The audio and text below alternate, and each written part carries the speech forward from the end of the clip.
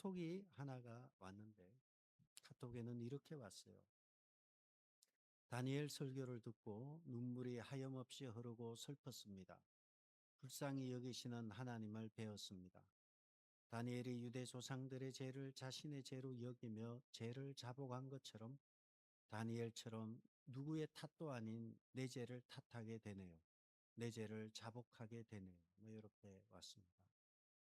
이러한 카톡을 보면서 느끼는 것은 설교를 하는 저는 말짱하고 별로 적이 없는데 설교를 들으시는 분이 은혜 받는 거 보면 아, 어, 설교하는 사람이 참 조심해야 되겠다 이런 생각을 하게 됩니다. 저는 하염없이 눈물을 흘려본 적이 없는데 설교를 들으면서 하염없이 눈물을 흘린다는 것은 은혜를 받고 있다는 것입니다. 설교자가 설교를 잘해서 은혜 받는 것이 아니라 하나님이 은혜를 주셔서 은혜를 받는 것입니다. 설교자는 그저 도구일 뿐이기 때문에 설교자도 말씀 앞에서 서야 하는 것입니다. 설교를 우리는 딜리버리라 그래요. 하나님의 말씀을 전달하는 일이 설교이죠. 그래서 은혜 받은 성도들을 보면서 하나님 앞에 더 낮은 자세로 생각을 하게 되었습니다. 그래서 우리가 목사로 주의 종으로 부름을 받아 쓰임을 받지만 도구로서만 쓰임 받고 은혜를 받지 못한다면 참 불쌍한 사람 중에 가장 불쌍한 사람이 전 목사라 생각합니다. 중보기도팀의 기도와 성도들의 기도로 부족한 제가 여기까지 왔고 우리 교회가 여기까지 왔습니다. 성도들과 중보기도팀의 기도에 감사를 드립니다. 사실 성경을 많이 안다고 해서 많은 은혜를 누리는 것은 아닙니다. 제가 아마도 남자들 중에서는 당뇨에 대한 지식이 제일 많아요. 그렇다고 통제를 제일 잘하느냐 그렇지 않아요. 제일 못해요. 안다고 은혜 받는 거 아니에요. 성경을 많이 안다고 은혜 받는 거 아니에요. 우리는 각자의 자리에서 말씀을 붙들고 몸부림치면서 나아갈 때 하나님께서 은혜를 주십니다. 그러므로 여러분 기도 가운데 담임 목사를 위해서 또한 장로들을 위해서 부교육자를 위해서 기도해 주셔야 하는 것입니다. 하나님의 눈에 합당한 성도들을 하나님의 눈에 합당하게 성도들을 잘 섬길 수 있도록 기도하는 것이 중요합니다. 성경은 우리가 지금 사도행전 13장 1절에서 3절을 다시 보고 있는데 오늘의 주제는 지난주와 달리 좀 달라요. 지난주의 핵심은 인종과 다 다르지만 한 마음인 리더십을 말씀드렸다면 한 마음의 리더십을 가진 그들이 무엇을 했냐라는 거예요. 5명의 초대교회 지도자들, 안디옥 교회 지도자들은 무엇을 했냐라는 거예요. 신구약 성경에서 가장 중요한 해석의 툴은 하나님의 나라입니다. 킹덤 오브 갓이 성경을 해석하는 데 중요한 주제입니다. 그래서 구약의 이스라엘 공동체 그리고 광야에 있었던 공동체 그들을 광야 교회라고 할 정도로 교회예요. 그 교회는 구약의 교회, 광야 교회가 되고요. 또 예루살렘 성전을 중심으로 한 교회도 있고 그러한 교회는 무엇을 목적으로 했냐라는 거예요. 구약의 교회나 신약의 교회는 무엇을 목적으로 했냐는 것이 오늘의 내용이 되죠. 구약에서는 아담이 선악과를 따먹으면서 하나님께 징계를 받고요. 하나님께서 하나님의 형상으로 지음받은 인간들이 구원받도록 하기 위해서 구원의 길을 내시고 그 구원의 길을 내시는 것이 여인의 후손의 뱀의 머리를 밟을 것이라는 이러한 원시 복음을 주셨고, 그 여인의 후손으로서 창세기 12장의 갈대와 우르에 있는 아브라함을 부르시고, 아브라함과 이삭과 야곱을 거쳐서 요셉을 거쳐서 애굽에 가서 큰 민족을 이루면서 광야 교회가 출현하게 되는 것입니다. 하나님의 꿈은 이와 같이 아브라함의 자손으로 오실 그분, 그리고 아브라함과 다윗의 자손으로 오실 그분인 메시아를 통해서 하나님의 나라를 꿈꿨던 거예요. 그래서 계시록에 지나가면 새 하늘과 새 땅에서 아브라함과 다윗의 자손으로 오실 예수 그리스도께서 다스리시는 나라, 하나님이 다스리시는 그 나라를 꿈꿨던 것입니다. 그리고 신약에 오게 되면 예수님께서 제일 처음에 외친 말씀이 회개하라, 천국이 가까웠다. 천국, 하나님의 나라가 가까웠다. 세례 요한이 제일 먼저 외친 메시지도 회개하라, 천국이 가까웠다. 천국, 나라는 무엇입니까? 여러분, 나라에서 제일 중요한 것은 주권에 관한 거예요. 누가 다스리냐라는 거예요. 땅의 영토의 문제가 아니라 주권의 문제예요. 회개하라, 천국이 가까웠다. 하나님의 통치가 시작이 됐다는 거예요. 하나님의 나라에 대한 이야기가 복음서에서 나오는 거죠. 그리고 사도행전으로 가게 되면 이 하나님의 나라가 이 땅에 임하였고, 이 나라를 위해서 사도들이 성령에 충만하여서 예루살렘에서 폭발적으로 교회가 성장하는 일이 나타나고요. 그것이 사도행전 1장에서 12장까지의 이야기고, 12장에는 예루살렘 교회에 큰 핍박이 임하게 되고, 13장에서 드디어 예루살렘 교회에서 안디옥 교회로, 이방 터키의 안디옥으로 교회가 옮겨지고, 이전에는 베드로를 중심으로 한 교회였다면 이제는 바울을 중심으로 한 교회로, 지리적으로도 예루살렘에서 안디옥으로 옮겨지고, 인물도 베드로에서 바울로 옮겨지고, 그리고 유대인들은 지금도 그렇지만 배타적인 성향이 강해요. 우리 유대인들만이 선민의식이 찌들어 있어요. 선민의식을 가진 사람은 아무리 복음을 받아들여도 그 뿌리가 있어요. 자기 한계를 가지고 있어요. 그래서 하나님은 배타적인 선민의식을 가진 유대인들보다는 이방을 택해서 안디옥 교회를 택해서 선교의 전초 기지로 삼고, 그리고 그곳에서 선교를 시작하셨던 것입니다. 사도행전에 보면 조금 사족을 단다면 도표를 하나 보시면 사도행전 1장과 28장이 나옵니다. 사도행전, 이거 다음 도표 같아요.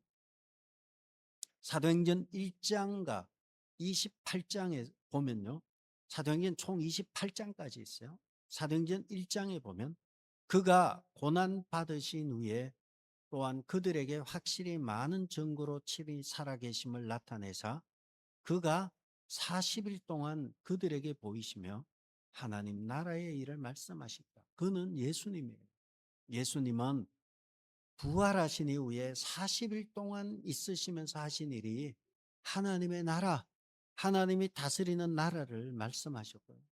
사도행전 마지막 장의 마지막 절에 보면 바울의 마지막 사역이 나와요.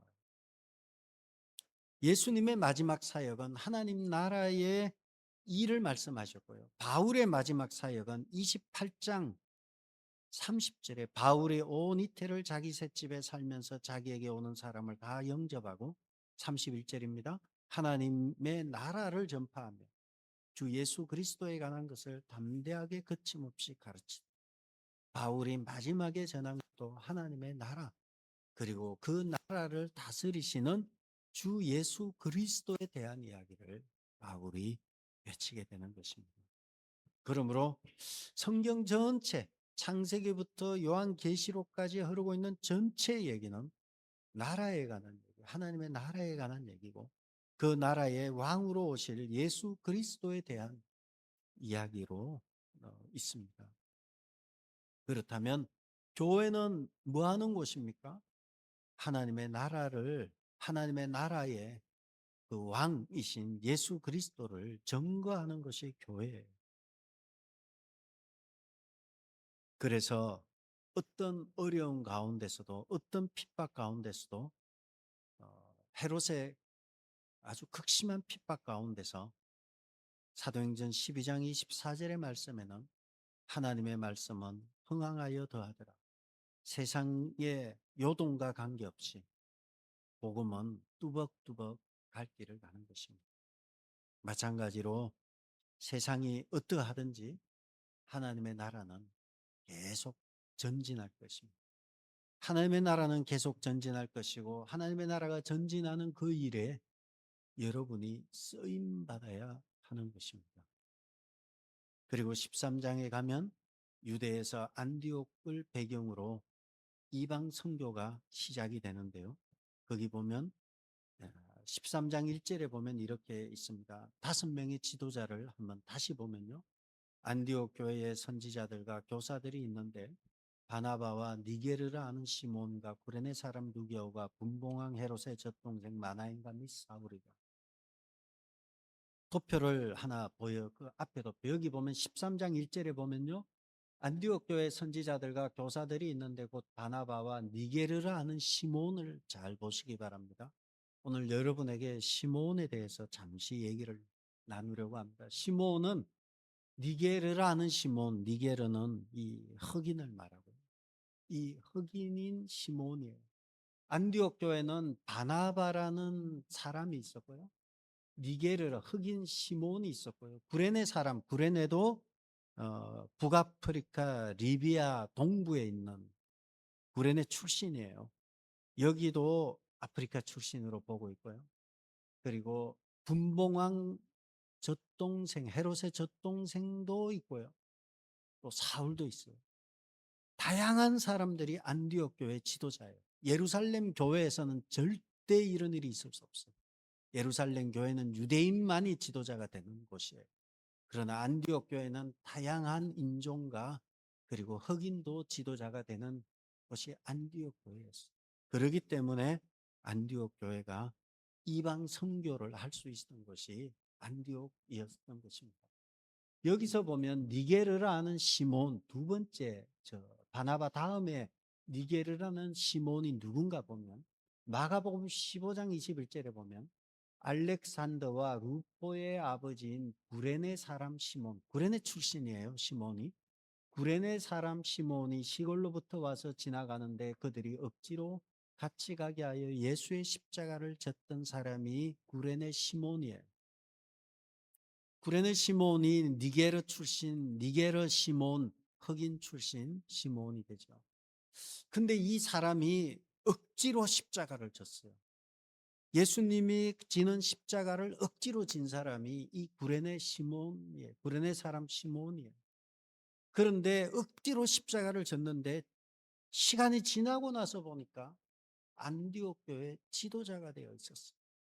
그때 억지로 십자가 졌는데 십자가 지는 게 보통 일이 아니잖아요. 예수님이 지고 가는 십자가를 억지로 졌는데 알고 봤더니 그것이 얼마나 큰 은혜가 되는지 나중에는 안디옥 교회의 지도자가 됐어요. 여러분 억지로 주의 일을 하지만 그것이 주님께서는 기이하게 보시는 거예요. 하고 싶은 것만 하고 하고 싶지 않은 것은 안 하는 것은 그것은 그냥 계급으로 따지면 하급이에요. 그러나 하기 싫지만 억지로 십자가를 지는 사람은 상류예요. 신앙적으로는 위에요. 억지로 졌던 그 사람에 대해서 바울이 여기 보면 13장 1절에 보면 바나바와 니게르라는 시몬과 마지막이 바울이에요. 사울이에요. 함께 있었어요. 안디옥 교회 함께 있었어요. 이 사람. 그런데 나이 차이가 좀 났어요. 나이 차이가 나서 하는 얘기가 로마서 16장 13절에 보면 바울이 말하는 거예요. 주 안에서 택하심을 입은 루포와 그의 어머니에게 문안하라. 루포의 어머니가 누군가 하면 바로 구레네 시몬의 부인이에요. 구레네 시몬의 부인도 교회의 기둥 같은 사람이었어요. 그래서 그의 어머니는 내 어머니라. 그래서 아마 바울은 30대의 젊은이였다면 아마 5, 60대 되는 것이 루포와 그의 어머니는 뭐 한 몇 세대를 넘어선 것이고, 그래서 알렉산더와 루포의 아버지, 마가복음 15장 21절에 알렉산더와 루포의 아버지인 구레네 사람 시몬과, 그리고 로마서 16장에 루포의 어머니에게 문안해라. 그 어머니는 내 어머니다. 이렇게 말하면서요, 어거지로 억지로 일을 했는데 하나님께서는 그것을 귀하게 보셨습니다. 여러분의 신앙생활 하면서 젊은 시절에 교회를 위해서, 성도들을 위해서 정말 억지로 일을 하셨다면 그것이 복이 되어서 여러분의 남은 생에 자양분처럼 계속해서 영향을 미칠 것입니다.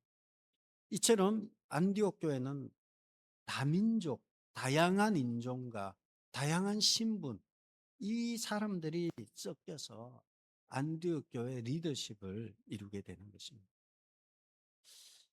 그렇다면 제가 드리고자 하는 말씀은 안디옥이라는 위치와 인물, 안디옥을 섬겼던 인물들, 그리고 안디옥이라는 위치를 놓고 보면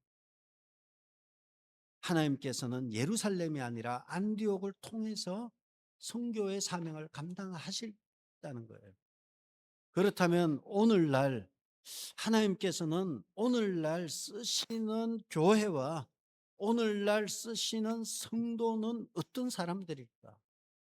오늘날 쓰시는 교회는 어떻고 오늘날 쓰시는 성도는 어떨까? 안디옥 교회가 주님이 쓰시기에 합당한 위치와 인물들로 구성되어 있다면 오늘날 우리의 교회가 주님이 쓰시기에 합당한 교회와 성도가 되려면 어떤 것이어야 되는가, 이렇게 질문을 해보는 거예요. 오늘날은요, 첫째, 오늘날은 상처받은 사람들이 너무 많아요. 목사한테 상처받고 교회에서 성도들에게 상처받고, 상처를 받으면, 은혜를 받으면 사실 제가 이렇게 교회 문제 있는 교회에 놓고 보면 늘 앞서가는 게 문제가 많아요. 목사님의 설교가 참 은혜가 된다고 말을 해요. 그런데 은혜가 된다는 것은 목사들은 잘 들어야 돼요. 저도 목사지만 레토릭일 확률이 굉장히 높아요. 그냥 인사말이에요. 뭔 말 하셨어요? 그럼 잊어먹어요. 뭔 말인지. 근데 가면서 은혜 받았습니다. 그리고 가는데 눈동자는 뭐 풀려 있고 졸다가 일어나서 뭐 은혜 받았습니다. 그 쏘면 안 돼요. 난 목사님들에게 늘 얘기해. 쏘지 말라고. 그럼. 근데 막 은혜 받았다고 하는데요, 사소한 문제가 생기면 설교가 안 들리는 거예요. 설교가 안 들려요. 이게 결국은 사람들은 너무 상처를 많이 받는 거예요. 목사한테 받고 성도에게 받고 뭐 막 또 조금만 목사가 권위적이라 그러고 막 교회 갔더니 사랑이 없다 그러고 이런 얘기 저런 얘기 얼마나 많아요. 이것이 오늘의 현실이에요. 이 현실에서 출발해야 돼요. 여기서 우리 교회는 어디로 가야 돼요? 이러니까 이런 교회 교인들은 희망이 안 보이니까 다 걷어차버리자 하고 막 혼자서 그리고 북치고 장구치고 하는 게 아니에요. 주님은 이런 상황 가운데서 너들이면 어떻게 할래? 묻는 거예요. 베이직 교회라면 어떻게 할래? 사람들이 지금 이런데 다 상처받았다 그러고 아프다 그러고 병들었는데 너들은 어떻게 할래? 너희 교회라면 어떻게 할래? 묻는 거예요. 상처난 곳에 더 때린데 또 때리고 그러다가 소금을 더 붓고 그런 거 하지 말라는 거예요. 아픈 사람들을 보듬어 안고 가라는 거예요.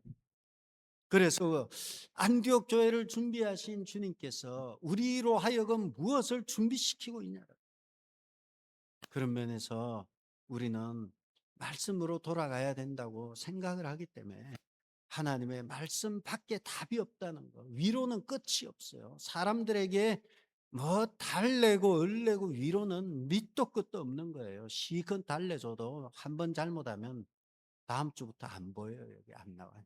싹 사라져요. 또 그 가서 그리고 그렇게 쇼핑하는 사람들이 막 생기는 거예요. 교회 쇼핑하러 다니는. 어디 가서 상처 안 받겠어요. 교회는 병원과 같아서 다 병자들이에요. 다 상처 많은 사람들이 있는 곳이에요. 그렇기 때문에 병자들이 많은 걸 전제하고 보면 우리 교회는 어떻게 해야 됩니까? 그래서 저는 목사로서 권위적이고 막 지시하고 이런 거 싫어해요. 그건 누구나 다 싫어하기 때문에 그래요. 우리에게 중요한 것은 하나님의 복음이 전파되는 것이지 뭘 가르친다고 지시하고 권위적으로 했다가 막 훈련이 안 됐다 그러고 막 두들 패고 이러면 너나 받으세요 하고 다 떠나버려요. 그러므로 우리는 지금은 해초리를 들기보다는 보듬고 사랑하고 나가야 돼요. 그래서 그럴 때 하나님께서는 상처 있는 사람들을 이곳으로 모아주시는 거예요. 일로 가야 되겠다. 일로 보내야 되겠다. 안디옥 교회에서 예루살렘 교회는 희망이 없다. 예루살렘 교회는 선민의식이 강하고 배타적인 생각을 가진 데서 선교가 될 수가 없는 거예요. 아무리 복음 하지만 내면적으로는 우리는 유대인이라는 의식이 내면적으로 내재되어 있어요. 그래서 안디옥에 가서 5명의 다 다른 사람들이 모여서 하나가 되어서 한 마음이 되어서 선교를 감당하고 선교의 전초 기지가 되었습니다. 오늘날 이 시대를 놓고 본다면 이 시대에 상처 많은 사람들이 많은 시대예요. 여기에서 우리가 할 일이 무엇입니까? 베이직 교회라면 어떻게 해야 될 것인가? 주님이 우리에게 묻는다면 어떻게 대답하시겠어요? 우리는 목사로서 권위적이고 가르치려는 것을 저는 내려놓고 성도들 여러분 역시 교만한 마음을 버리고 주님의 사랑으로 허물을 듣고 용납하며 한 형제와 한 자매가 되어서 함께 웃고 함께 울면서 기도하고 상처 많은 이 시대를 준비할 때 하나님께서 이 교회가 바로 다음 세대를 감당할 교회라고 인정하시는 것입니다. 안디옥 교회는 다양한 지도자들이 모여서 한 마음이 되었기 때문에 선교의 사명을 감당했습니다. 그렇다면 안디옥 교회가 한 것이 무엇입니까? 안디옥 교회 한 마음 공동체가 한 것이 무엇입니까? 다양한 지도자들이 왜 필요했고요? 안디옥이라는 지리적으로 안디옥이 왜 필요하고 안디옥 교회 사람들이 뭘 했습니까? 하나요. 킹덤 오브 갓이에요. 하나님 나라의 확장을 위해서 한 거예요. 하나님의 입장에서 하나님 나라의 확장을 위해서 예루살렘에서 안디옥으로 옮기셨고 하나님 나라의 확장을 위해서 배타적인 유대인에게서 포용적인 그리스 문화를 가진 곳으로 옮기셨고 하나님 나라 확장을 위해서 당시의 언어인 그리스 철학이 대단하잖아요. 소크라테스, 아리스토텔레스, 플라톤 세계적인 이 철학적인 사조를 가진 그곳의 언어와 그곳의 문화를 통해서 복음이 아주 치밀하게 온 세상을 덮어낼 수 있는 그릇이 된 것이 그렇습니다. 안디옥 교회는 하나님 나라의 확장을 위해 존재하는 곳이었습니다. 마찬가지로 안디옥이 필요하고 사람들이 필요하고 이런 모든 것은 바로 최종적인 궁극적인 목적은 하나님의 나라의 확장이고 교회입니다. 교회는 하나님의 나라의 확장을 위한 곳이 교회입니다. 교회는 잘 먹고 잘 살고 서로 교제 나누고 교회는 내게 강 같은 평화나 외치면서 편하게 있는 곳이 교회가 아니라 교회는 복음을 들고 나가야 하는 것이 교회예요. 여러분의 삶의 자리로 나가야 돼요. 그곳이 교회가 할 일입니다. 그렇지 않다면 교회 존재 목적에 맞지 않는 것입니다. 결국은 교회가 왜 필요합니까? 교회는 죽어가는 영혼들, 죄와 사망의 노예로 살아가는 사람들을 생명을 구하는 사명을 하는 것이 교회입니다. 여러분은 그리스도의 대사이고 그리스도의 향기입니다. 그래서 세상을 향해서 뛰어들어가고 직장을 향해서 뛰어들어가서 그들을 깨우치고 그들에게 생명을 주는 것이 교회의 사명이고, 이것을 위해서 하나님께서는 구약에서 아브라함을 부르시고 이삭과 야곱과 요셉과 이스라엘 백성을 부르시고 마침내 그 나라의 왕이신 예수 그리스도가 오셨고, 그리고 이제 마지막 다시 오실 주님을 우리는 기대하고 있습니다. 구약에서는 초림으로 오신 메시아를 기대했다면 신약에선 오늘날의 시대는 다시 오실 주님을 소망하는 것입니다. 하나님은 교회를, 하나님의 나라를 확장하기 위해서 결국은 안디옥이라는 자리와 그리고 바나바와 사울을 따로 세우고 선교사로 부르셨던 것입니다. 그러므로 우리는 2026년 한 해 이 귀한 생명줄을 던져서 생명을 구하는 전도의 사명을 감당하는 한 해가 되었으면 합니다. 그래서 한 사람이 하나님이 기뻐하신다 생각하고, 이것은 영적인 전쟁이에요.